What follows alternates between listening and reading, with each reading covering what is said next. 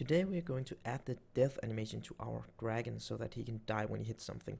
We're not going to add any obstacles yet, we will do that later. So for now we're just going to put in like a dummy trigger that will allow us to die. Because right now we can just fly around and there's nothing that makes us get killed. So we need to make sure that the speed of the ground is normal. I think it's a little too fast here. Let's see, ground should be 5, I think it's 20, yeah. So I don't know, I guess I saved with a higher speed.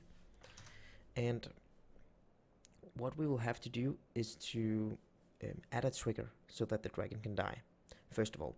So let's try to add the trigger and make sure that we can collide with it. So we click create and we create empty, and let's just call it dummy trigger. That's not how it's been. Dummy trigger, and then you add component and a what should we add? We should add a box collider 2D, and then I'll simply just take it and move it here just above the dragon so that I can fly up to it and die when I want to. So the dragon itself also needs a trigger. So let's see, here we have the dragon, and we need to add a polygon. Let's see, polygon collider.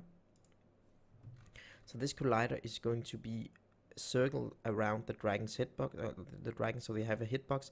Polygon colliders are pretty expensive compared to box colliders, but in our case we would really like to have a precise collision, because when we fly over obstacles we don't want to be able to hit something that isn't on the dragon. So we need to make the polygon collider as precise as possible, and then we will work with box colliders and polygon colliders on the not polygon colliders, what they called this here, I can't remember. Edge colliders on the other obstacles, but we will get to that later. There's a way we can optimize it so that it doesn't take that much CPU power to have them. But we have this polygon collider, and right now it's simply just a square polygon around it, and we need to adjust it so that it fits the shape of the dragon.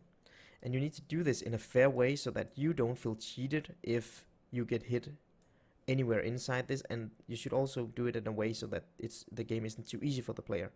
Because if I would do like this, for example, then there's a big area down here where I can hit an obstacle where the dragon isn't, the sprite isn't, which means when the player plays the game, well, then he's gonna think that he's safe, but he's not safe because this is like a big chunk of collider that isn't adapted to the sprite. On the other hand, you shouldn't be doing like this, because then there's part of the sprite that isn't covered by the collider, which means that when you think you're dying, you're not dying anyway. So you should just try to make this as precise as possible in a way that you feel is okay. So I don't know if we should put it in here. I can do that.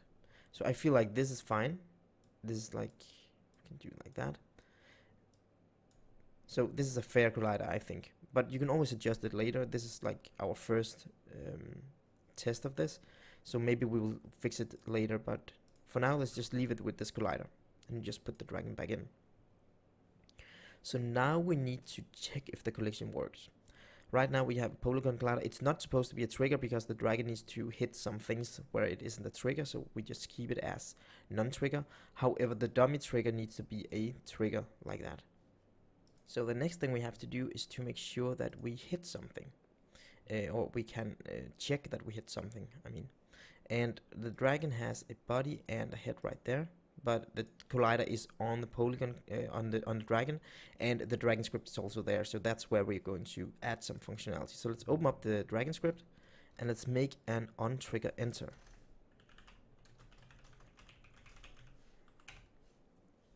So we need to do some extra things when we add the what they call obstacles later, but for now we're just going to put the very basics in. So this is nothing new for most of you guys. On trigger enter 2D is executed whenever a trigger enters this collider that is sitting on the script. So a trigger is our dummy trigger, and we need to do something because the dragon shouldn't collide with anything. There are different things that are interactables, and then there are things that it can't interact with. So we have to go to tags, right here, select the dummy trigger, for example, tag, and then we can add obstacle. If you don't have obstacle tag, I can't remember when I did it, maybe I did it off camera. So you go to add tag, you click the little plus button, and you write obstacle. and click save. When you've done that, you select your trigger, you select the tag, obstacle on the trigger. Then again, we have some layers here. Right now we only have the reset layer, but we need to add a layer for anything that the dragon can interact with. This will be collectibles and obstacles. So add a layer and write interactable. When you have selected interactable, select dragon, select the layer and add interactable to the dummy trigger, and then select the dragon. The dragon should be tagged as a player though, so just tag him as a player. And the layer is interactable, and do not change it for the children right now. So the main dragon is interactable, which means it can interact only with the dummy trigger right now. That's the only other thing that is interactable. So we need to check if this functionality works. Let's go to the dragon script. Let's make a debug.log and write collision when we hit something. And then we save. Play the game. Let's see here. And it's written collision when we hit the collider. Okay, so we know the collision works now, and we will know that the layers are working. So there's a few things that goes into the death of the dragon. First of all, we need to create the animation for dying. So let's go to sprites, dragons, select the dragon color you're using, and let's take the death, select all of the sprites, drag them into the scene, and go to assets, animations, and call this one red die. I have renamed these between sessions.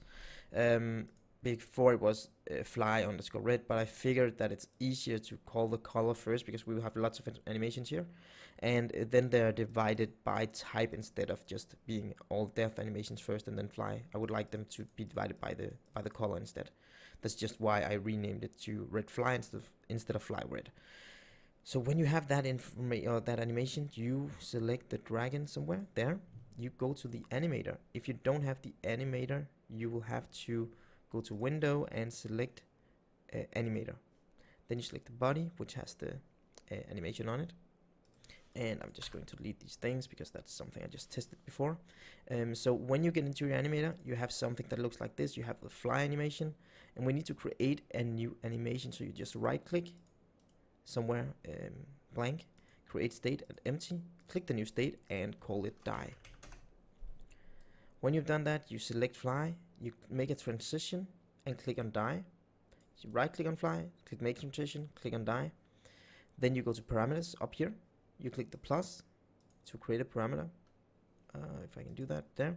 And you add a bool called die. So what is this used for? Well, when you use a bool, you can trigger one animation. So this is a transition, right? And we need to put in a condition for transforming or transitioning, I mean, from the fly animation to the die animation.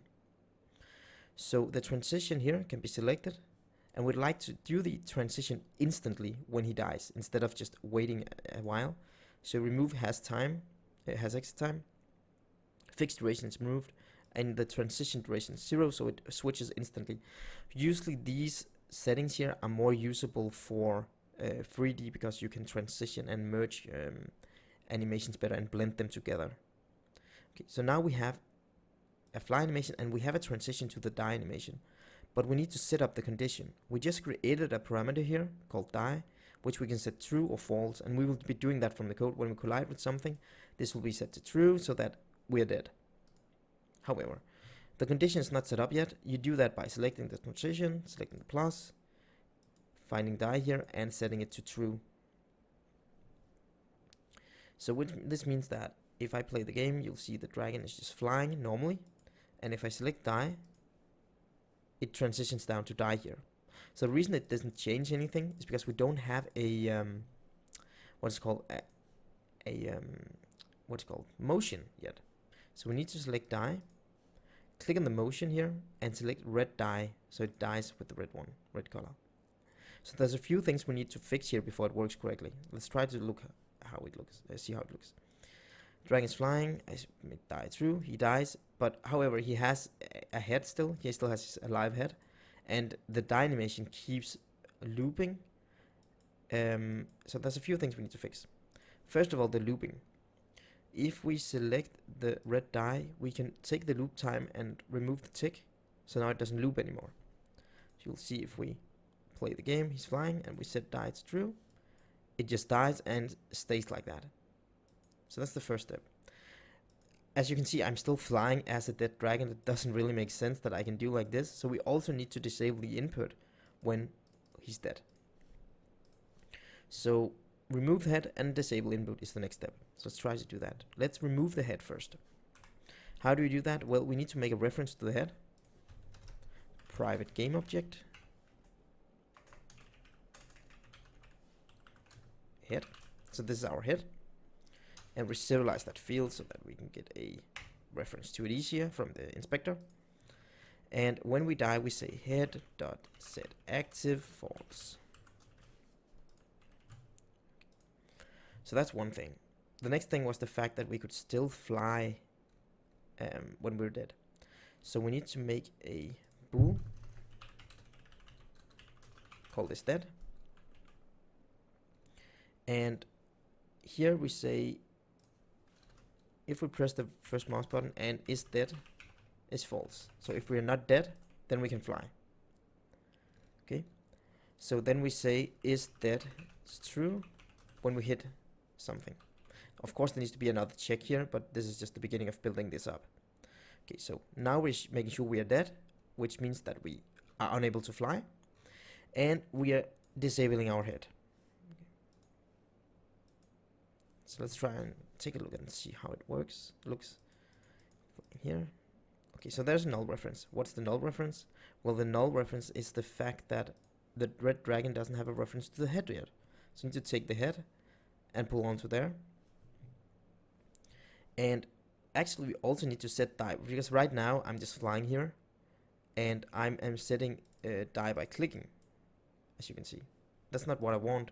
I want it to work when I hit the collider, because this is not going to do anything with the code. So this was just to test. So basically I need to go back here and, or actually, yeah, I need to take the animator. That's what I wanted. I just lost my place. Sorry about that. Private animator.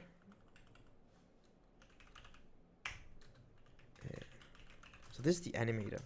What's the animator? Well, the animator is whatever is sitting on the body. As you can see, the body here, click here, has an animator on it. And that's the animator we are looking at right here, which means we can go through that animator to grab the die parameter and set that tick from the code actually. So when we die, when we hit the die trigger that's above us, we should actually just, instead of taking the mouse and clicking here, it should just set this as true so it dies. Okay. So let's go back to the code if I could open up there. So we say animator. See if I can spell correctly. Wow. There we go. Dot set bool. Remember, we created a bool parameter, which is called die. This is a bool. It's called die. And what do I want to do? I want to set it to true, because I'm dead when I hit something. Okay, so this code is not correct yet. We actually need to do a check here. We need to check if our collision dot tag is, yeah, what is it? Let's check what it is. So the tag we're looking for, let's see, is on the dummy trigger. We can delete that death thread animation. We don't need it. Dummy trigger, and it's obstacle. So we need to go back here and check if our tag is obstacle, like that. If that's the case, then we do all this. We are going to create a function for that, but let's just try and see what happens. I'm flying in my game, and oops, something was unassigned. What's unassigned? Well, the animator is unassigned, so I need to take the body and pull onto there to grab the animator, because now we're trying to do something with the animator. Let's try. We hit something and he dies and falls to the ground. In the actual game, he's actually freezing on position before he dies. So he hits an obstacle, freezes in that position for a second, and jumps up and falls down. And the reason that I've chosen to do that is because it makes it easier for the user to see what he actually hit. Because when you're flying and if you just fall down, then the user might think they got cheated. So just to make sure that they can see that they hit an obstacle before they died, I've chosen to do like that. So how can we freeze the position, and how can we wait with this code to be played for a while? We can make a coroutine, and it needs to return an enumerator, and let's just call this one die. So die needs to return something. We can say yield return new wait for seconds 1. So this will make sure that the code that is below this line here, code down here, will only be executed after a second. So we can actually go up here, cut this code, paste it down here. Then we can go up here and say start coroutine die. So now the code will only be run after a second. However, there's still some problems with that because we're not doing anything before that. We are flying and I hit it, now I've hit it, and then it dies. So we need to stop the dragon from flying. So first of all, we need to make sure he can't fly. So is dead, it's actually okay to take is dead and put above here so that we stop flying at least when we are dead, when we hit that thing. So that's one thing we need to do. Let's T, fly up, and there I hit something, and then I fall down. Okay, so I can't fly after right away when I hit something. So that's not the only thing. We also need to stop the dragon from falling down until this is executing. So we stop it there, hit something, and then we fall down. So we need to access the rigid body. So see, we have a rigid body already. We have set that, so we can just use it. So go down here and say my rigid body dot velocity, oops, is equal to vector2 dot 0. Then we say my rigid body dot gravity scale is 0. So this makes sure that our current movement stops. So if we fly up and we hit something, we stop right there. This makes sure that we stop falling. Okay. So let's see what happens if we do this. I fly up, boop, I hit something, I'm dead, and then it dies. Well, when it dies, it also needs to stop flapping its wings. So we need to take the animator dot speed and set it to 0 so that the animation stops running. So let's try to save and see what happens now. Well, it's maximized. Let's see. So fly up, hit something, it freezes, and then it dies. Okay, so there's a problem, right? It dies, but the death animation doesn't play because we just set the animation speed to 0. So we need to make sure that we set it back to 1 after we are done with the wait time. So the first part here is done. Now we need to work on what's going to happen afterwards. So let's see what happens. We fly up, we hit the collider, we die, and then the animation plays. Okay, so that's fine. Now we need to make sure that it starts falling again. So we can set the gravity scale back to 1. And what else? The head is disabled already. What else do we need to do?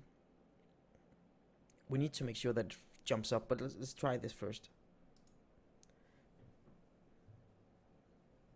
So we fly, hit something, we die, and fall down. Okay. That makes sense. Then we also need to make sure that like, that's just a little effect. You don't need to do this, but we should take the rigid body and add a force and say new vector2. And we would like to add 0 there, but a fly force upwards. And the force mode is basically the same as flying.